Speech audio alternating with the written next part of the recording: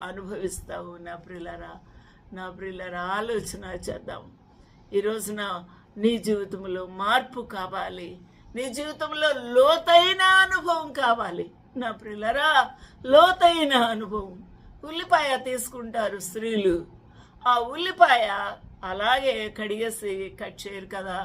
దానికి ఉన్న లేయర్స్, దానికి ఉన్న పొరలు పొరలు పొరలు పీకి పీకి పీకి అవన్నీ కట్ చేసి అప్పుడు చక్కగా పింకిష్ కలర్ వచ్చినప్పుడు అప్పుడు ఉల్లిపాయ సన్నగా వారికి వచ్చిన షేపులో అప్పుడు దాన్ని తరుక్కుంటారు, కట్ చేసుకుంటారు. నా ప్రియులారా, నీ జీవితంలో పశ్చాత్తాపం ఆ విధంగా జరగాలి. నీ జీవితంలో పొరలు పొరలు పొరలుగా నిండిపోయి ఉన్న పాపములన్నీ కూడా ఒప్పుకోవాలి దేవుని సన్నిధిలో. ప్రభువా నన్ను క్షమించు, ప్రభువా నన్ను క్షమించు. ఈ రోజున ఈర్ష, పగ, ద్వేషము, కక్షలు ఎందువల్ల వస్తున్నాయి? అందువలనే మర్డర్సు, మానభంగాలు జరుగుతున్నాయి. నా ప్రియులరా, ఎందువలన ఈ యుద్ధాలు, కలహాలు?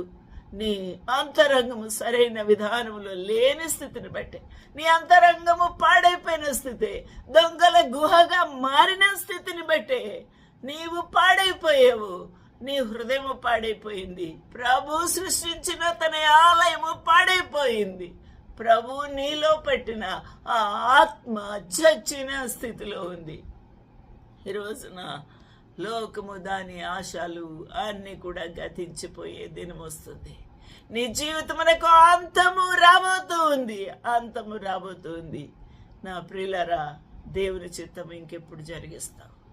దేవుని చిత్తము అనగా దేవుని నామములో నీవు దేవుని సన్నిధికి వెళ్ళి సరి చేసుకోవడమే, నీవు పశ్చాత్తాపడమే, ఆ యొక్క పాపములు కడిగి ప్రభు సన్నిధిలో ఒప్పుకొని విడిచిపెట్టడమే దేవుని చిత్తము జరిగించాలి.